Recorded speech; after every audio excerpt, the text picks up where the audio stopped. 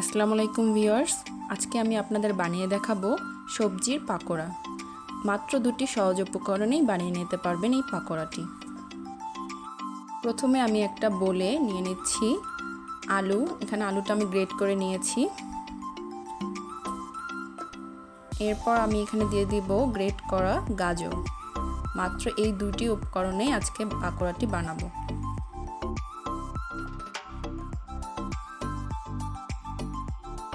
এরপর দিয়ে দিচ্ছি পেঁয়াজ কুচি আর মরিচ কুচি।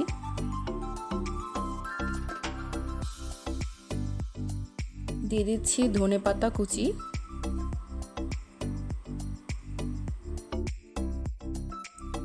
স্বাদমতো হলুদ আর লবণ। এখন আমি এখানে দিয়ে দিচ্ছি চালের গুঁড়ো। এই চালের গুঁড়োটা দিয়ে আস্তে আস্তে মেখে নিব যতক্ষণ না এই মিক্সারটাতে আঠালো একটা ভাব আসছে।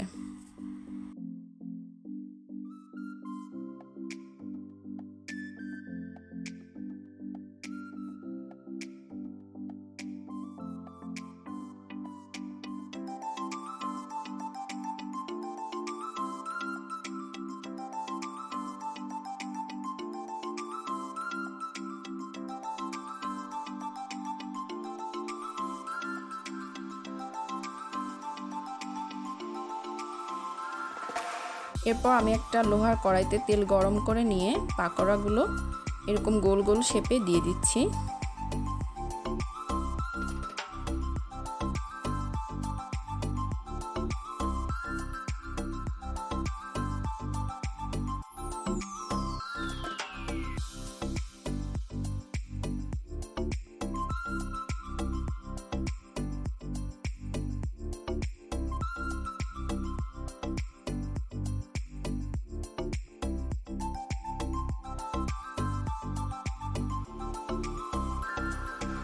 পাকোড়াগুলো আমি এরকম গোল্ডেন ব্রাউন করে ভেজে নিয়েছি। এবার আমি উঠিয়ে নিচ্ছি।